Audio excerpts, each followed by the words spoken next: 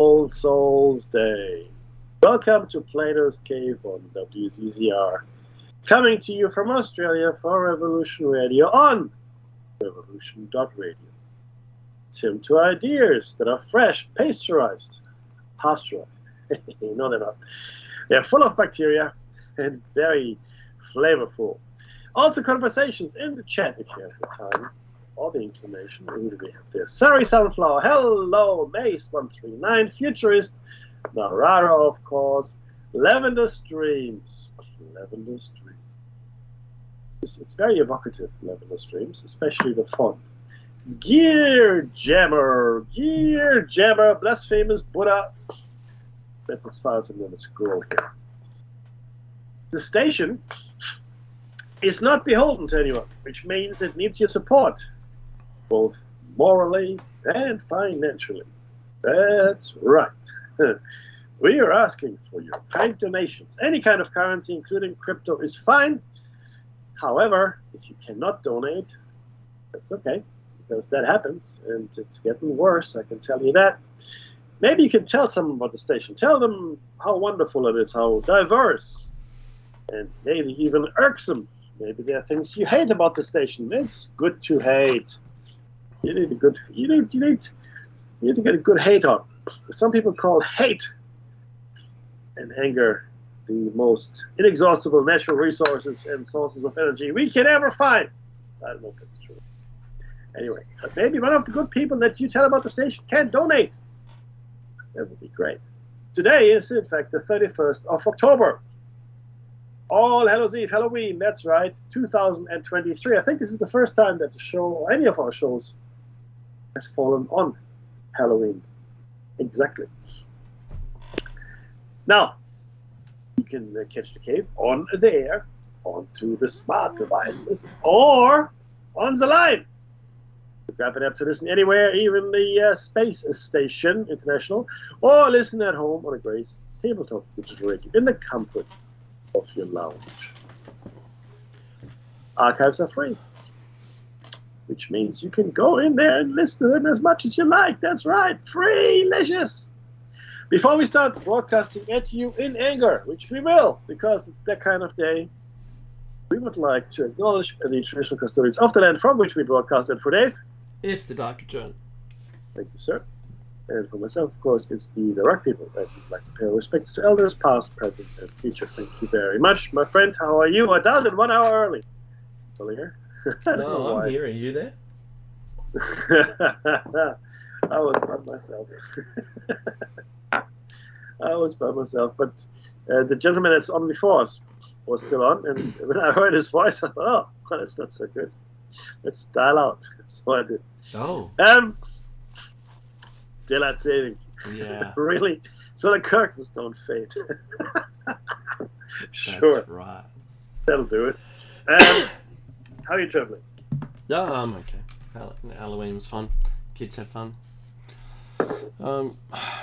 It's gaining momentum slowly. Oh, we were mobbed, man. I bought $200 worth of candy. Wow. Gone. You've got to do more tricks, man. That's what it is. Completely gone. I had to turn back 5 or 6 groups of kids.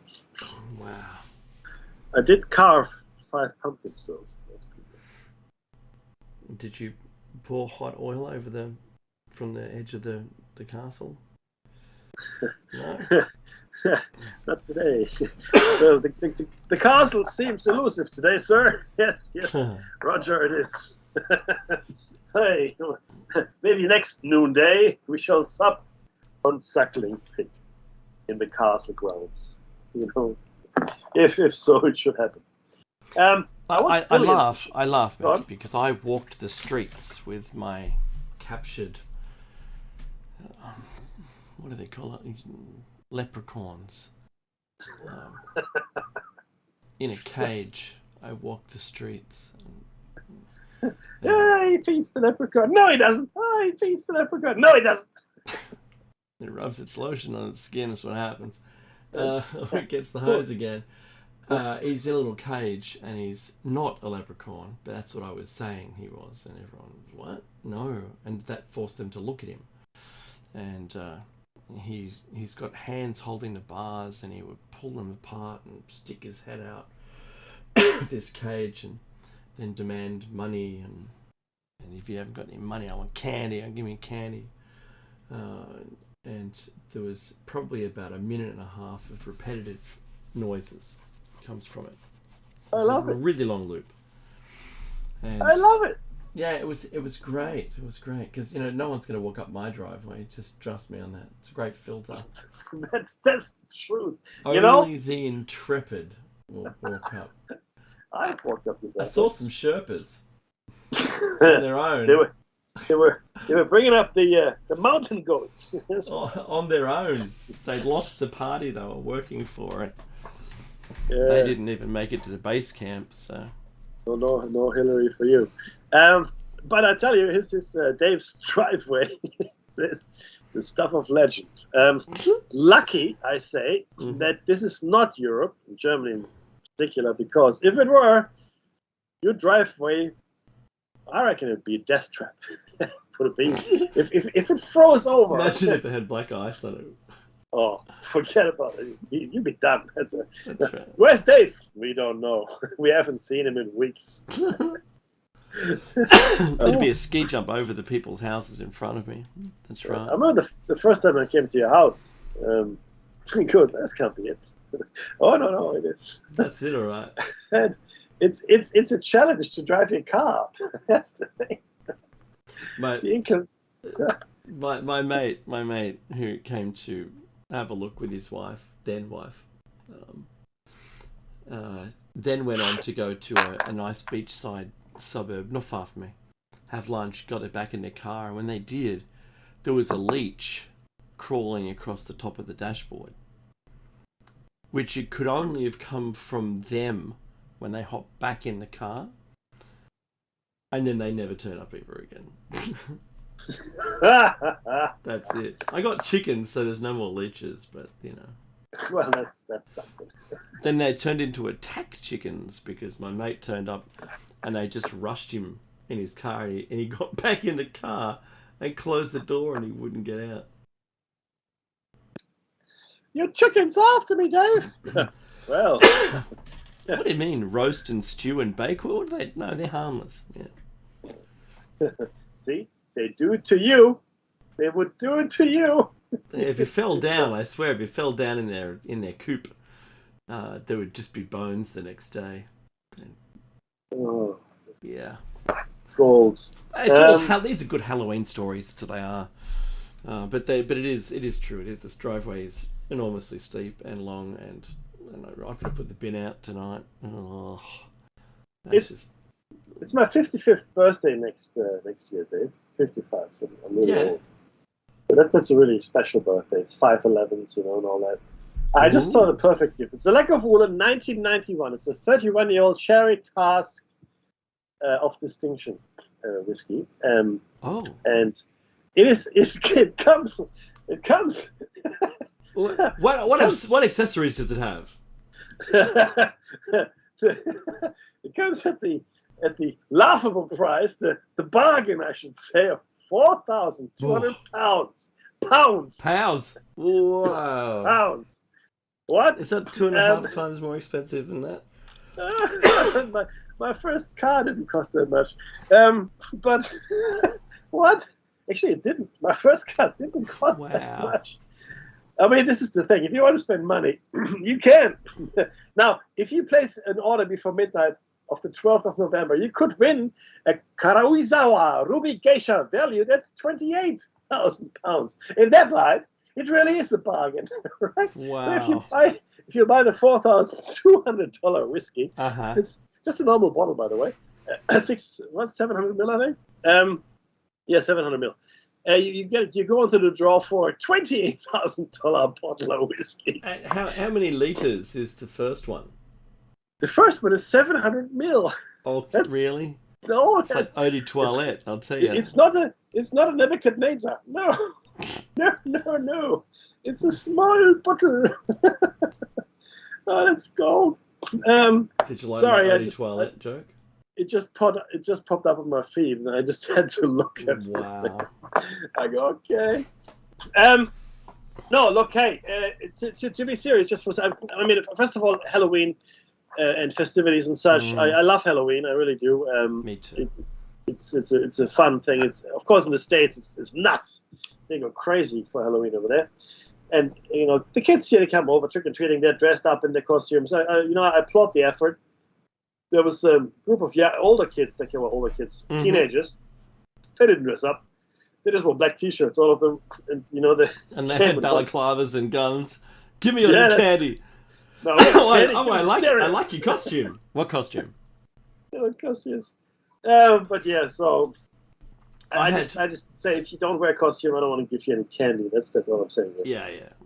So there was a small 4-door hatchback car with what looked like university student age females, all dressed as like killer nurses.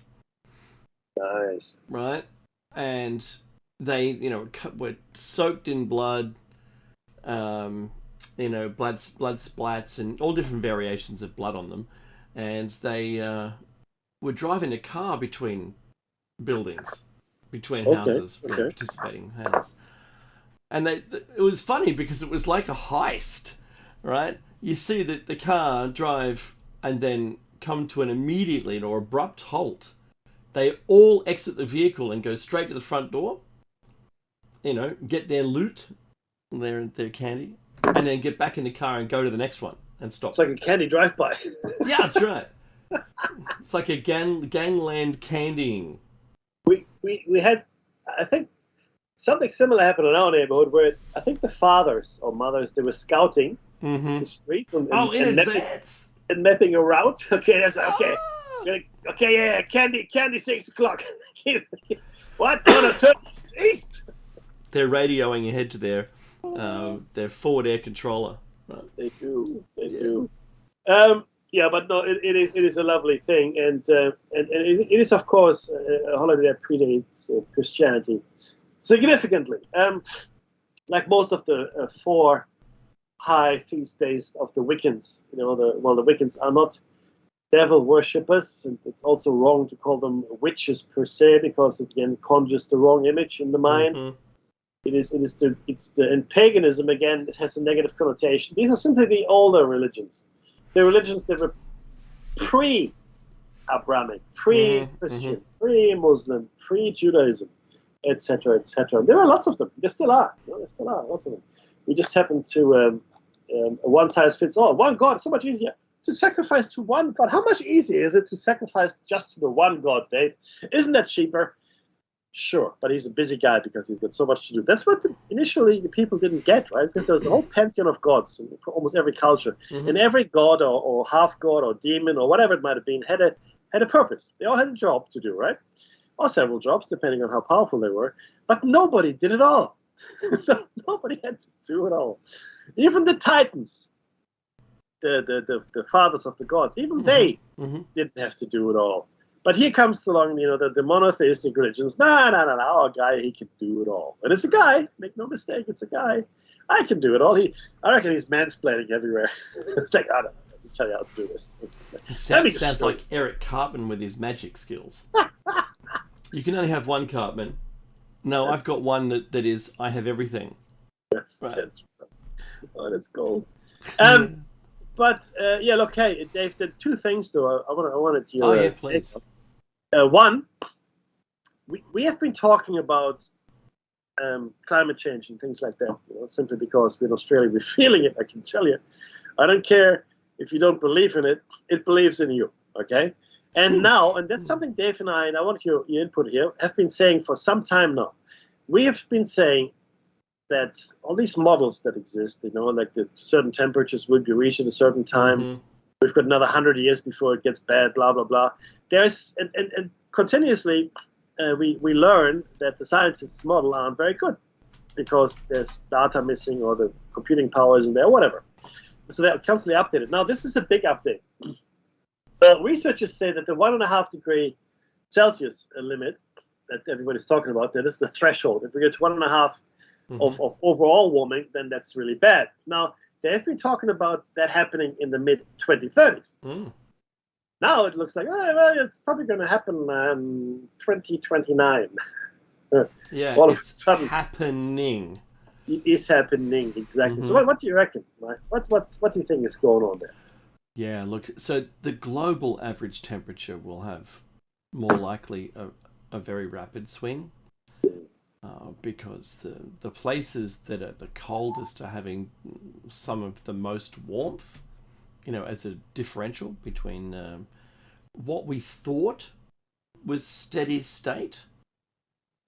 Yeah, like the glaciers, they'll always be there, right? And you go, what happened to Glacier Park? Well, there used to be a glacier here, right? Yeah. Keep talking. So, there's argument every single year in favor of it getting colder. Yeah, good on you. Ice Age is coming. Yeah, that's the way. And no one can explain how it rapidly ascends upon us from a warming cycle, but that no one looks at meteor strikes or anything. So to be honest, I am of the mind that we're still thawing from the last glaciation period, right? And we're not currently in the interglacial, which is meant to be the height of the warming period, because that's when it isn't glacial. So, Mackie, I'm saying it's still warming, and it's getting there quicker. Since in the 80s, we were about 6 degrees Celsius hotter than average. Now we're more than 10 degrees hotter than average. In almost every season that we have every year, our winter is extremely reduced and our summer is elongated. And the differential between the two is extremely short. Like, we went to greater than summer long-term averages straight in spring. And we had winter. There was only a couple of days when it was quite cold. So my thoughts are the models really didn't. We thought we knew, but we didn't. Right? We thought we were good at it, but we weren't. That's making accurate modeling that everyone could hang their coats on or hang their hats on and go, yeah, that's right, that is. But even the mean temperature in those models we've exceeded already. Not the extreme one, but the extreme one was the one that went to the media.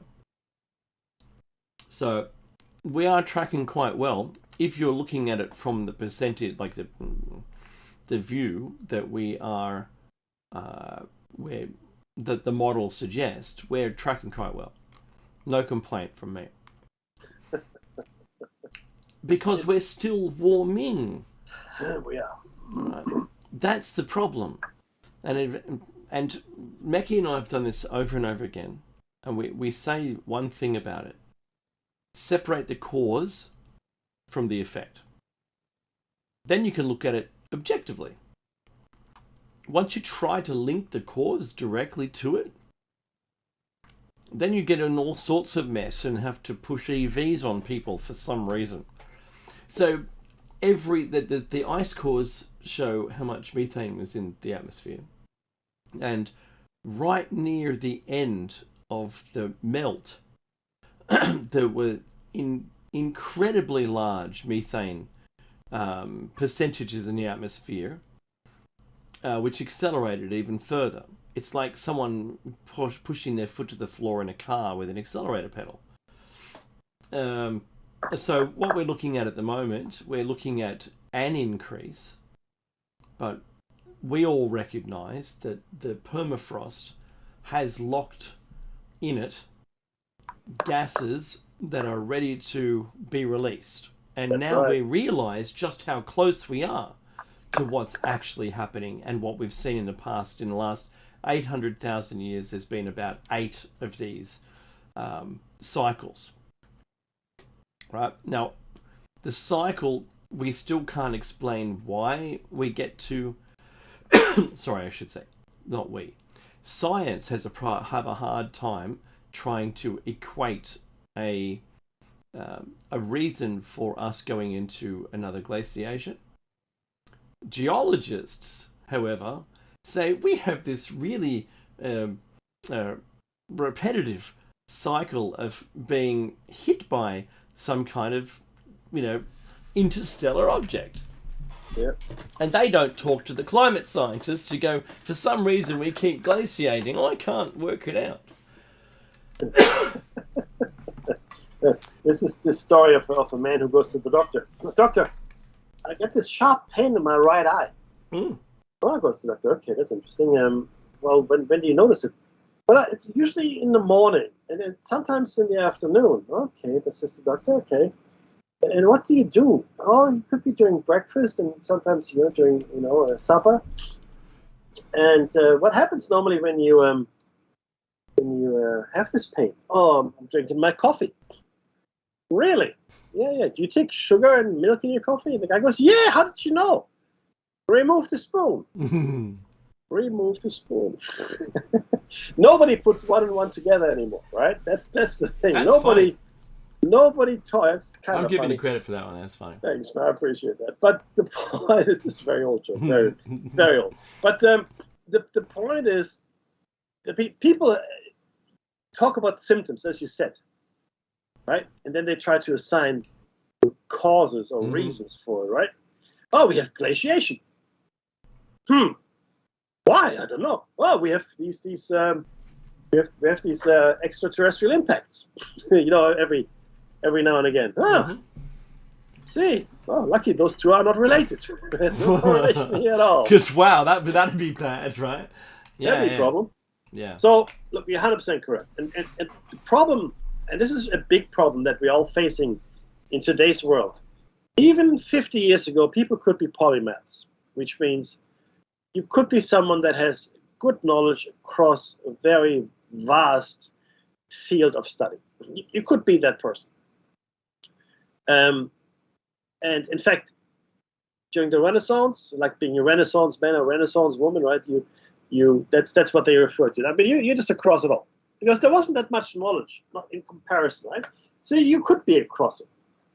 Have you heard this whole the Earth is not flat, and the Earth is not the center of the universe? Yeah, I'm all across it. I'm good. I've read the magazine. Whereas today, there is so much knowledge that's generated, and true knowledge, not just noise. That even if you're the expert in your field, and let's say it's a very specific field, maybe you are a microbiologist that looks at cell replication in plants or something or whatever, right? Or maybe you study viruses, but very specific viruses. There's so much information generated that even you, with a very specific field of study, could not keep up with it all. Never mind other fields of study, or God forbid, having a cross-sectional view of all knowledge and then correlating it into a greater whole. That is when AI would be useful. I'm talking about actual, not ChatGPT, none of that, not BART, none of that. Actual AI. In my opinion, the only entity that could process and meaningfully put together this kind of it's no longer a knowledge lake, it's a knowledge ocean that we have. Yeah? So that's a problem. You're right, Dave. That's a huge issue. And the solutions to everything might already be there. If only the right people talk to each other, right? I went to Singapore before, like 8 years ago. And I had some people working in Singapore. I went to the office, and there was two people I had to meet. Right? I can't remember their names. Bob and George. Bob and George. Let's call them Bob and George. Right? So, and those two people, I had to also talk to each other. So we had to have a meeting, Bob and George. So I came and sat down, and there's sort of like long benches, like fairly large open plan office. And so I'm calling Bob. Bob goes, oh, no, I'm right here, Mick. Oh, okay. Let's go in the meeting room. Yeah, let's call George as well. So we called George. And it turns out that Bob and George had been sitting next to each other. Oh. for God knows how long, but they never talked to each other. Mm-hmm. Ever. And I thought to myself, I flew all this way to Singapore to build bridges and to introduce you guys to each other. But see, this is the thing. Welcome, desk mates. Welcome to each other. Oh, you're Bob. Oh, you're George. Look at that. And I was just, but then I realized that's a common theme. That happens a lot more than you think, right? And that is the problem here, Dave, that you so wisely pointed out. There's no crosstalk. There's no. This whole siloed mentality is almost endemic in our civilization now, where everybody's just focused on their little bit, whatever it might be, because it's just too hard to do anything else. It's too risky, too dangerous. You might get fired, or you might miss a chance, opportunity, or whatever. Who knows? Well, you might be working for a different research organization. Yeah. And then you know what? They're so competitive. Yes, 100%. So it's a serious problem, and what worries me, this is one thing that worries me. The other thing that worries me is that most plants on this planet, or creatures for that matter, any living thing, but mostly plants, have properties that could be used for something. Mm-hmm. And not something as obvious as food, even, right? Or clothing, but rather medical or medicinal properties, or properties we can't even imagine. And we are destroying the forests at an alarming rate, where there might be a cure for cancer lurking in the biological world. That's right. Palm sugar is much more valuable. But how come this is the palm sugar? This is the palm planet. Here it is. Aliens are coming to visit. Palm sugar planet. The entire planet has been planted with palm trees. Wow, the dominant species. Oh no, the dominant species went extinct after they planted every square inch with palm trees. No, but that's the thing, right? And in fact, in Malaysia, as I was driving to Kuala Lumpur with a friend, there was jungle, not a lot, but there was like natural jungle. You could tell, you can always tell, right? But then there were kilometers and kilometers of orderly rows of palm trees. Mm-hmm. Right? And you go, oh wow, this is that wasn't here last time. No, yeah, that's right. But this is what happens. Palm oil, it's sugar as well. So there's a whole industry built around this, which of course completely destroys biodiversity. And welcome to the puppet show, everybody. There's nothing to see but shadows on the wall. We don't need biodiversity, hippie. But that's look, funny. What's your take on the latest happenings in the? First of all, the Ukrainian war seems to be over. That seems to be done. That's gone. I can't find any stories on the Ukrainian war anymore. Honestly, what? Oh, it's definitely still happening. Oh no, it is. Putin has said, I think, in his media to RT this week that he's ready to talk again, which means his election's coming up, and he'd like to be able to settle with the land he's already taken and quit fighting. But only, there's no. I'm guessing because there isn't any documented discussion papers that he's willing to share with the public before talking to the Ukraine. So we'll just have to see how that turns out. I think the answer is a flat no, and the fighting's going to continue.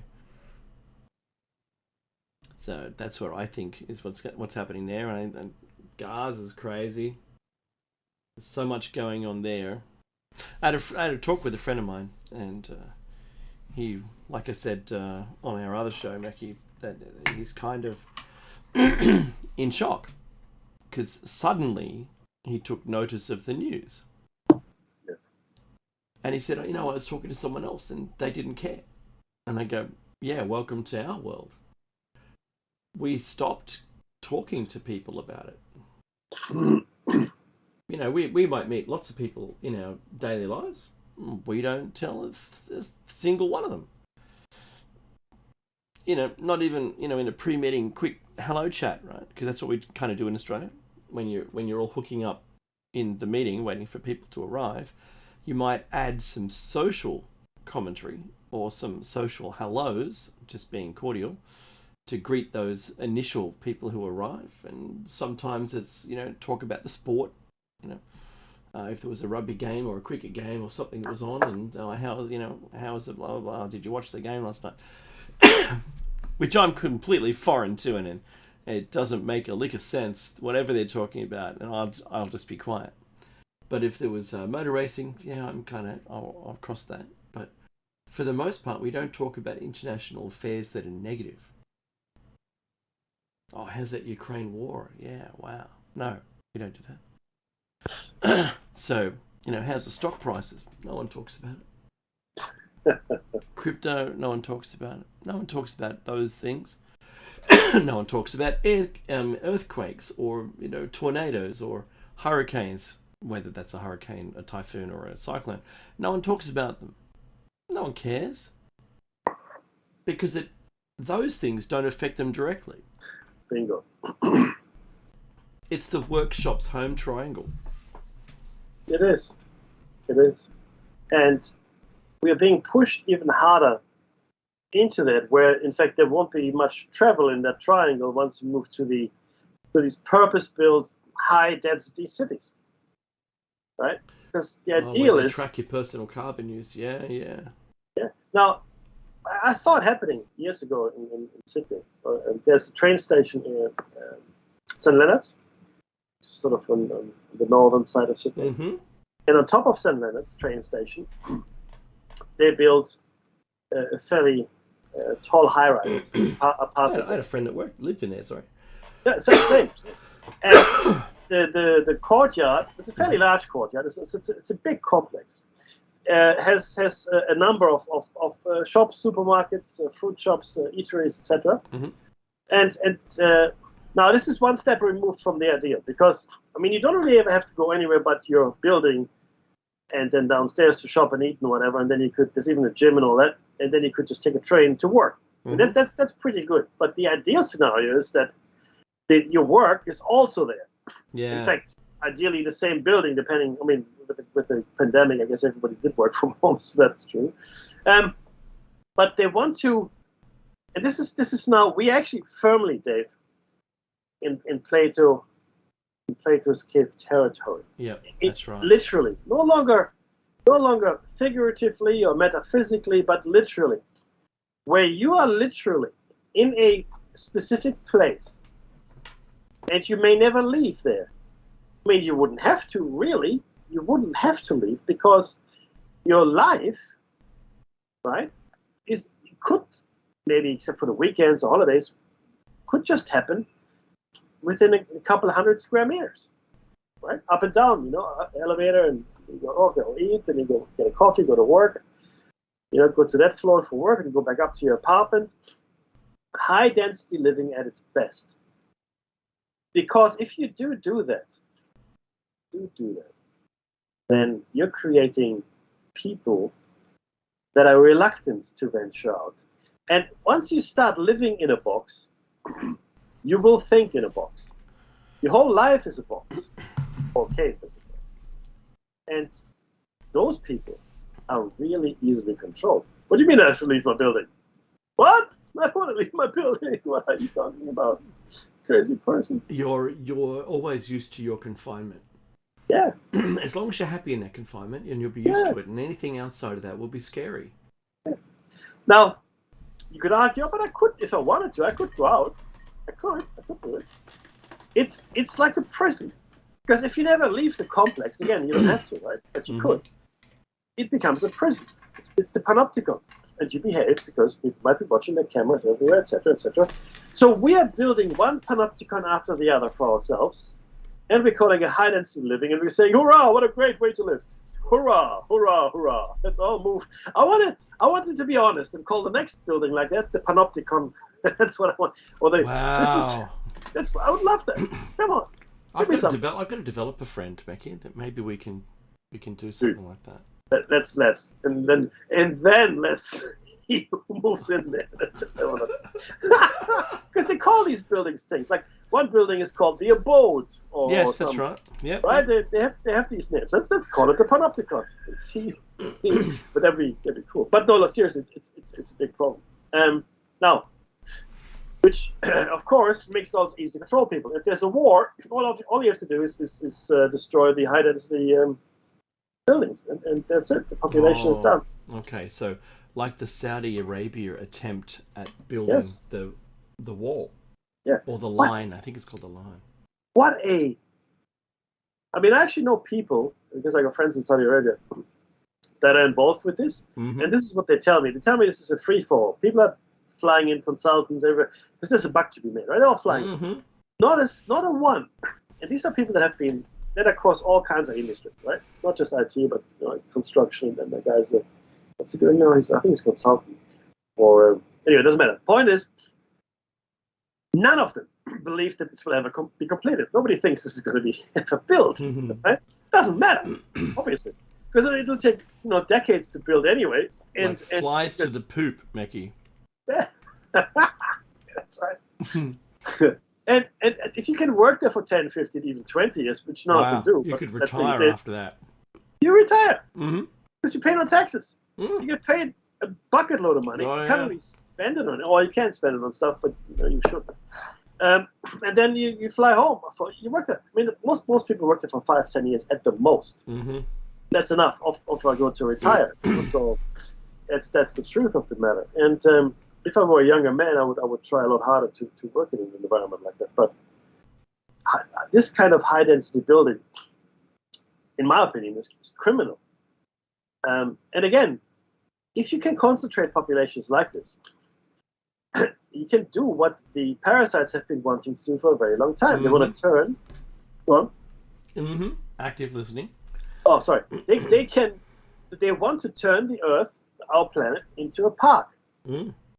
Because, I mean, there's nothing more irksome, like that word, than having peasantry run around the fields and frolic in the fence and gullies, and roll around in your peasants. That's right. Ew. And roll around in your forests and then maybe even, hunt. Well, actually, it's called poaching if they do it. And it's much easier to have them locked up somewhere. So I can see this. I picture this dystopian movie or book, like Hunger Games or Maze Runner or something like that, right? Or The Divergent, where you have these people living in these siloed communities, right? Several, scores of stories high and deep and long and but never ever leaving it. And the outside of their buildings, as it were, is a luscious parkland which they never see. Or if they do see it, they only see it through a window because, of course, they can't go there. And it's reserved for the parasites. And they're to frolic, as you. that's a good word. That's a great word.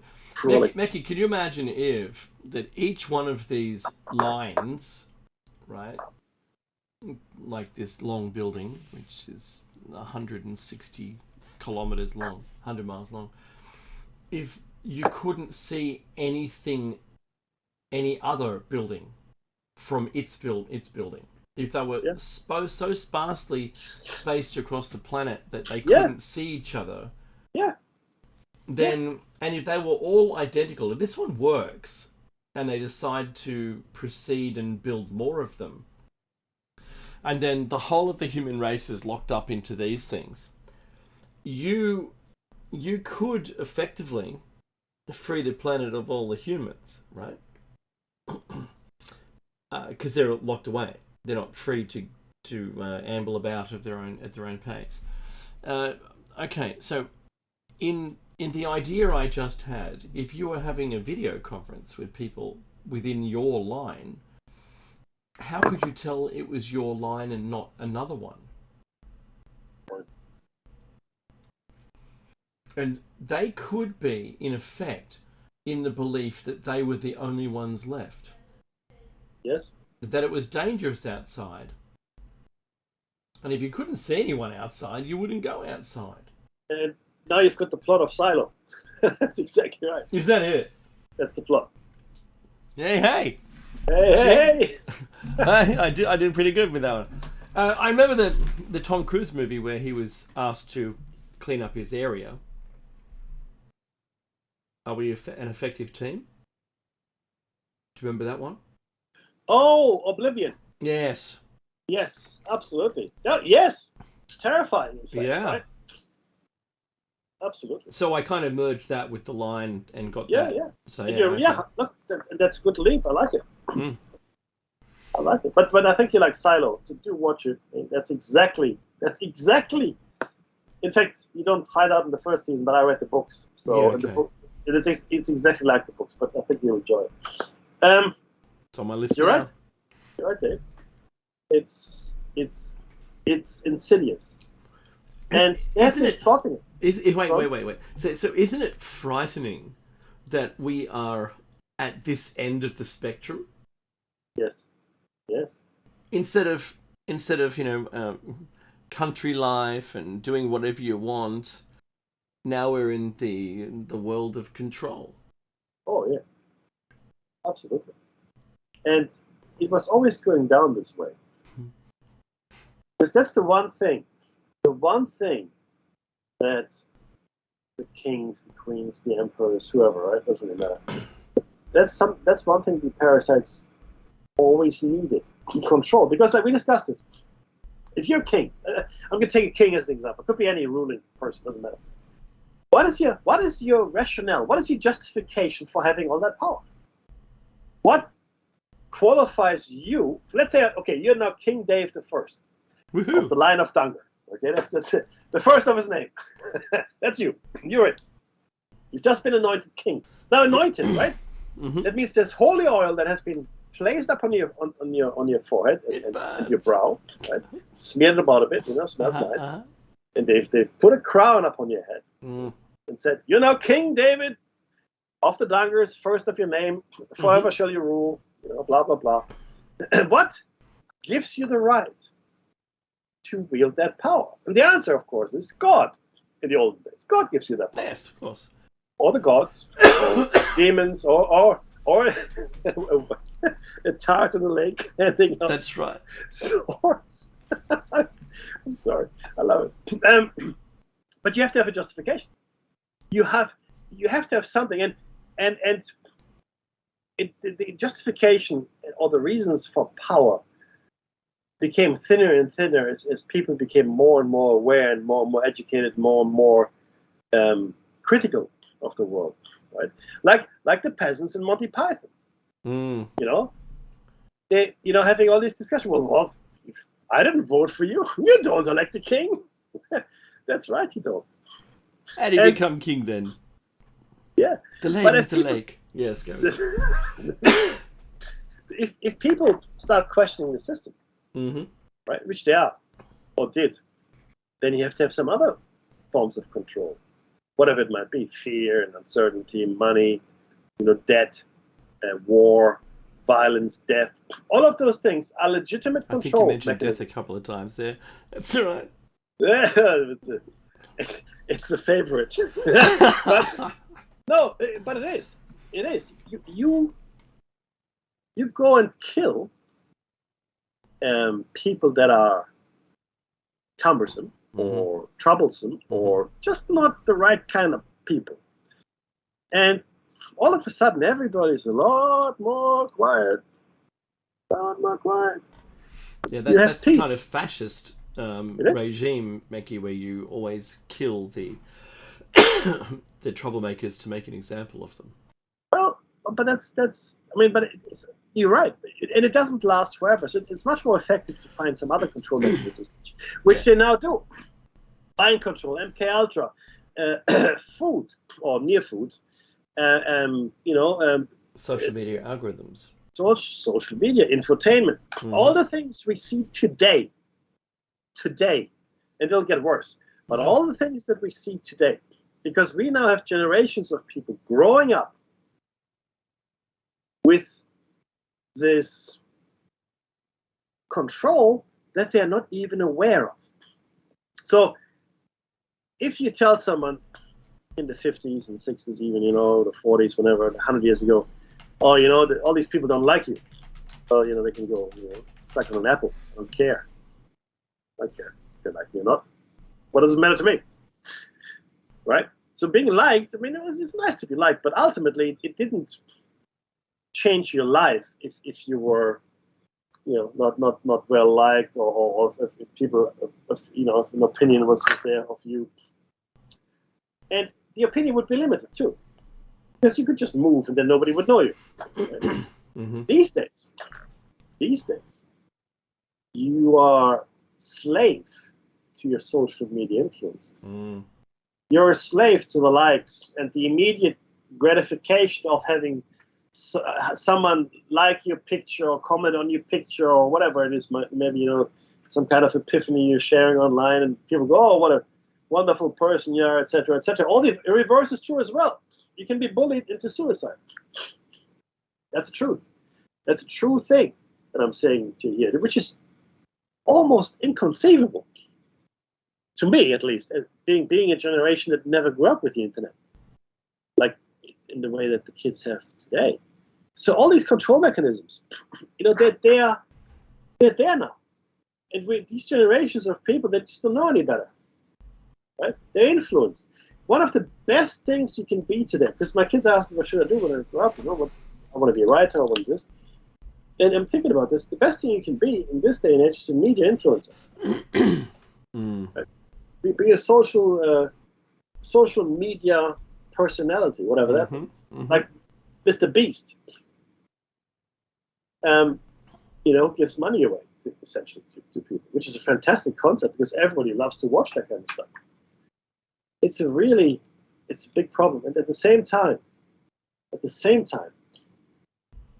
we have this war, Dave, in the Gaza, where now apparently, these are official figures, 3,000 children have been killed. 3,000 children.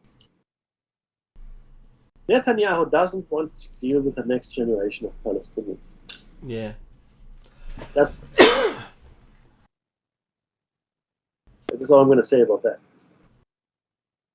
And the war is now started in earnest. Mm-hmm. There are now battles, ground battles in the Gaza. I did look at the map of Gaza, and I didn't see the town called Ernest. It's all called Ernest. I couldn't find it. Yeah, right next to William. No, but it's a local name for it. It's called Habibi. It's going to be a meat grinder, this place. And they will level it. It will be leveled. Again, like I said before, they would love for it to be just a shiny big glass surface, right? Yeah. From one end of Gaza right up into the sea. Well, no, it's all very shiny now. Look, it's shiny, polished. It looks like a skating rink. Skating rink. Have a roller disco there now. It's so flat and shiny. Right. Yeah. So yeah, I agree with you, Mickey. That if they could do that, they would. If bunker buster bombs were cheap enough, like cornflakes, that you would just pepper the entire area. Oh yeah. But they're not. They're super expensive, and you've got to be lean with how you use it. Correct. Well, it's still expensive. Yeah. I'm not here advocating for it. I'm just saying it's also the reason why war in the Ukraine is so slow, because the munitions are extremely expensive for using it in such a way. So if you have an aircraft air to ground missile, you want your target to be at least a high value target, right? That's otherwise it's got to be a tank or something, right? Anti-tank missiles for tanks, but if you're going to shoot down something that costs less than the missile, then the whole thing was pointless. And that's why drones are really good, but you can't do drones in bunker warfare, which is what Gaza's going to end up being. Once the buildings are gone, then you still got this underground network. Imagine France, Mekki. Imagine France getting bombed to rubble. You've still got an underground network of tunnels. Mm-hmm. And they're ancient. Oh, yeah. So, yeah, good luck. I think this is... In 1984, Mekki, when there was the Perpetual War, are we going to see one of these two conflicts as being maybe the Ukraine one as being the Perpetual War? The war in Europe that just seems to still rage on, but has no gains. Well, if there's only really one thing that keeps wars going, and that's finance and money. Mm-hmm. As long as as long as there's someone making a buck. Yeah.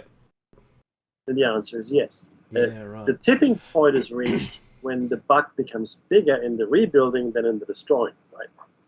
That's when you go, okay, well, enough war now. Let's rebuild and make another buck over here. Look at the Iraq War. Look at, in fact, any of the recent wars. Mm-hmm. The level of destruction was phenomenal. And you could call it for naught, though, right? Yeah. And okay, well, we've destroyed pretty much everything, so we really should stop the war now. So the war is not done, thank you. Now we're going to start rebuilding, and we make an even bigger buck on that, thank you very much. So but yes, it could. I mean, if there was a good reason to keep it going, again, fear, uncertainty, etc., then why not? Why not keep it going? Of course you can. Fuel prices certainly isn't being negatively impacted if you sell fuel. If you're a government that collects taxes based on fuel sales, people are making money. Make no mistake about this. Mm-hmm. People are making money during wartime, but they're making really good money. You know what Biden said? This is what Biden said. What? When he got criticism for giving Ukraine so many weapons and stuff, right? Oh yeah. Oh no, we're giving him all the stuff that we have, right? We're gonna replenish our stuff with the new stuff. Mm-hmm. Our stocks are not going to be. It's what he said. It's not going to be new stuff. We're going to buy all the new stuff. We're going to give the stuff that we have to the Ukrainians, right? And good luck to them. But no, we're gonna we're buy. We're replacing old shelf stuff. Yeah. Old stock. Yeah. I mean, that's probably the truest thing a politician has said in a long time. Yeah. That's exactly what happens. Thank you very much. What you doing? Oh, we're just gonna let all these firecrackers off, and then for next year we're gonna get new firecrackers. All right. We're ordering this new stuff, and we can't put it anywhere because our garage is full of the old stuff. Except for the tanks, I think what they were doing, instead of giving them the American tank itself, they were paying the producer of the tanks to minimize the tech and still give them the tank. Mm-hmm. So they weren't, if they were captured, there was nothing that could be gleaned from it. But that's always a risk, of course. You can't write. You're quite right. If you capture so you don't want to give them the cutting edge stuff. You just give them the stuff that's a couple generations behind. Mate. Yeah. Yeah. And off you go. I mean, again, from a purely nationalistic and security standpoint, it makes perfect sense. It'd be silly to do anything else. And that's where we are. But honestly, I would love to see what the world looks like this time next year. Yeah. Because it'll be a different place, brother. Mm-hmm. Different place. Yeah, so our interest rates are going to go up. We're going to go a minute left. My goodness me. Because Jesus was not really the name of the Son of God, as you all know. It was more like Yeshua or Joshua. Jesus was merely the Romanized form of a Hebrew name. So I can say Jesus all day long and not blaspheme, because that's simply not his name. Nice. I had to get that out. But hey, it has been our Halloween special. And this has been Platos Cave. I'm going to see you, or going to hopefully hear us again on Thursday. And with another wonderful hour of idiosyncrasies and plain old bloviating. But but I got to say, Bill O'Reilly, I miss him because he was my favorite comedy program on the air. I used to watch Bill as well. He is just fabulous. There's music. Now, don't touch that dial. Something is going to come up, okay? And it'll be fun, so don't go anywhere. Just keep listening. Just don't touch that dial. But most of